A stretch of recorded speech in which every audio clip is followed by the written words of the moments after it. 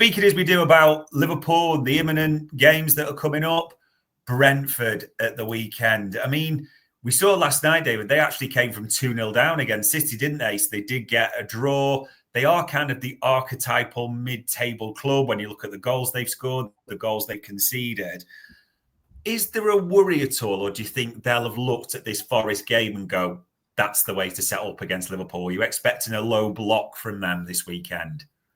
Yeah, just because Brentford kind of typically do that, don't they? When they face Liverpool, you know, they make it physical. They try and have threats on the counter. They've got, you know, Visser and Mbeumo, really, really good players. So, and with a lot of pace. So that's the real trouble for Liverpool. And that's something they're going to have to contain. But yeah, in terms of approach, I would expect nothing less than they've generally gone with against Liverpool, which is to try and frustrate and hit on the break if they can. So, can be a tricky game, but as you say, you kind of look at the underlying numbers. You look at the goals for and against the actual numbers, and they suggest a side that is kind of deserves to be where it is in the table. And so I don't think Liverpool should go there having any fears. And I know Brentford had that ridiculous home record, didn't they, at the start of the season? But it was because of the way that their kind of fixture list was weighted, really, which was very much in favour of playing the weaker teams at home first.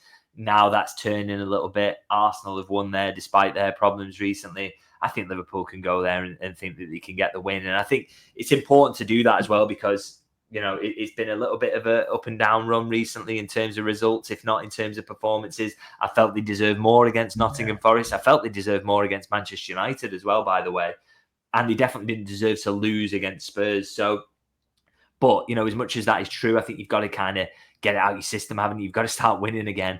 These excuses only last for so long. So I think really important to go there and play well. And if they play well, they should win. Yeah, it does feel like, and I know people will throw that phrase around easily, but it does feel like a must win to really get the title charge on track and avoid sort of further questions there. I suppose in terms of the side, there's two players who are going to be saying, hold on, we did the business after 22 seconds, at left back and Diogo Jota. Expecting those changes or any more at all for this lineup? Yeah, I wouldn't mind seeing both of those start, to be honest, because it's interesting with Robertson, you know, talking about some of his frailties this season and the trouble he's having. It's kind of weird because against Forest, I didn't think he was bad defensively at all. Like I said, you know, Forest created absolutely nothing. And going into this game, I had this big fear that Elanga was going to absolutely tear him apart. That really didn't happen. But where Robertson was really poor was in terms of his delivery.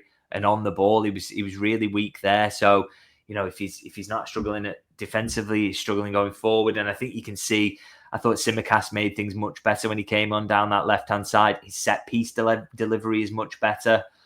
So I think he's got more to offer at the moment, even if he's not absolutely perfect and a long-term solution there. So I would quite like to see him start. And for me, like I said, I think the Luis Diaz experiment maybe needs to end now. And it's time for Diogo Jota to come in up top. And yeah, if he does that, you'd back him to get a goal and help Liverpool win it.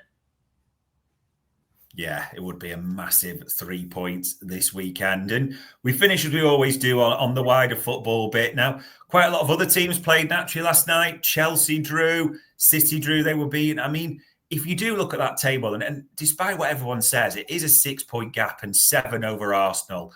Arsenal, as we know, David, that is still the team people are looking at and going, they could possibly do it, whatever everyone's thoughts are on that. They've got a big game tonight. Spurs at home, 8:00 tonight. I mean, that does feel quite big in a certain way. If they don't take 3 points, I'm not saying there's one hand on the trophy, that's too extreme, but it does feel like a must-win for Arsenal, this, doesn't it? Yeah, absolutely. I mean, I fancy them, to be honest. I don't think Spurs are very good. And to go away to Arsenal, I think Arsenal will just make it a tight game. They probably won't concede and maybe nick one from a set piece, and it'll be that sort of game. But I know Arsenal have got trouble in attack, but it's not Tottenham aren't very solid defensively at all, are they? And I think they can be got at. So I still fancy Arsenal to win that with it being at home. But it is, you know, for them, as you say, if they drop points again, it's the running out of time to get on this run. I don't think they will, because without Saka there, I don't think they're capable of doing it. And now obviously Jesus out as well, so it's another attacking option gone. The squad's getting really stretched by the fact they're playing so much football at the moment, so they're really, really struggling. So I don't think, even if they win, I'm not that worried about them, if I'm honest. But I think from their perspective, they have to win to give themselves any hope of having a cat and hell's chance of catching Liverpool, which, like I said, I don't think they will anyway. No, will be an interesting watch, but there is absolutely, as history tells us, no point in betting or relying on Spurs. So we'll see what happens in that one. But more importantly, people, there was quite a lot to like, bar the scoreline from last night. On another day, a bit of luck could have gone our way. One of those chances goes in. Matt Sells does not turn into prime Lev Yashin in that goal, and Liverpool take 3 points. But all we can do now is look ahead to Brentford.